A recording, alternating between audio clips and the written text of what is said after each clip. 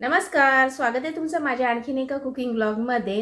तुम्हाला माहिती आहे का, मुळ्याच्या पानांची सुद्धा भाजी केली जाते।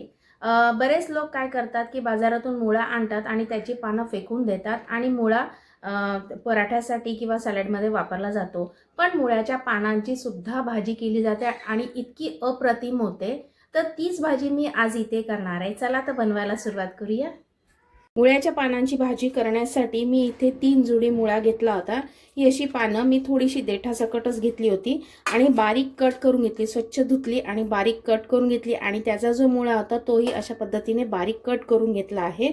आता ह्याला आपल्याला मीठ लावून ठेवायचं आहे, कारण का मुळा थोडासा तुरट असतो, त्याचा तुरटपणा जाण्यासाठी ह्याला मीठ लावून ठेवणं फार गरजेचं आहे। तर मी याला एक अर्धा ते 1 चमचा, छोटा चमचा मीठ लावून ठेवते। आणि मुळ्याच्या पानांना एक छोटा चमचा मी मीठ लावलं आणि याला छान चोळून घ्यायचं आहे आणि 10 ते 15 मिनिटं आपण हे मुरण्यासाठी ठेवून द्यायचं आहे, जेणेकरून ह्याच्यातला तुरटपणा निघून जाईल। तोपर्यंत आपण फोडणीची तयारी करूया। कढईमध्ये मी अगदी छोटे 2 चमचे तेल गरम करण्यासाठी ठेवले। याला तेल फार लागत नाही। त्यानंतर 4 मिरच्या मी अशा कट करून घेतल्या। त्यानंतर 2 छोट्या आकाराचे कांदे बारीक चॉपरमध्ये कट करून घेतलेत आणि थोडंसं लागणार आहे पाव चमचा हिंग।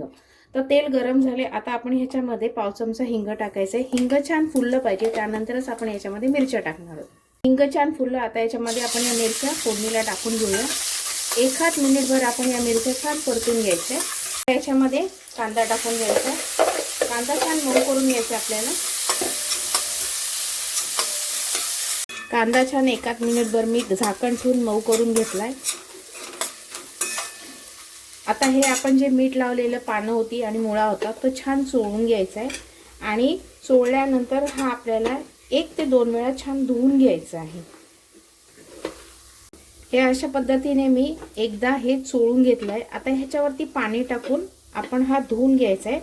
असं 2 वेळा आपल्याला करायचं आहे। चोळून घ्यायचं आहे आणि धुवून घ्यायचं आहे, जेणेकरून ह्याच्यातला तुरटपणा सगळा निघून जाईल। कांदा जरासं लालसर रंगावरती मी छान परतून घेतला। आता याच्यामध्ये अर्धा चमचा हळद टाकायची, मिक्स करायचे आणि हा जो मुळा आपण मीठ लावून स्वच्छ धुवून घेतला होता तो आपण याच्यामध्ये टाकून घ्यायचा आहे। मी हा मीठ लावून 2 वेळा धुवून घेतलाय, म्हणजे यातील तुरटपणा सगळा निघून जाईल।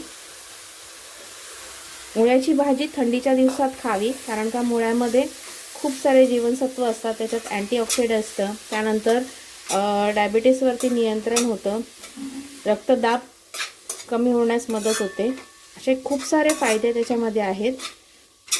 त्यामुळे मुळ्याची भाजी थंडीच्या दिवसात आवर्जून खावी।